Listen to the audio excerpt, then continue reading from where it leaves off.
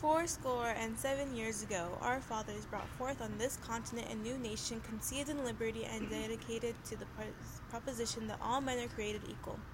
Now we are engaged in the great civil war, testing whether the nation or any nation so conceived and so dedicated can long endure. We are met on a great battlefield of that war. We have come to dedicate a portion of that field as the final resting place for those who here gave their lives and the nation might live. It is altogether fitting and proper that we should do this, but in the larger sense, we cannot dedicate, we cannot consecrate, and we cannot hallow this ground. The brave men, living and dead, who struggled here have consecrated it far above our poor power to add or detract. The world will little note, nor long remember what we say here, but it can never forget what they did here. It is for us living rather to be dedicated here to the unfinished work which they who fought here have thus far so nobly advanced.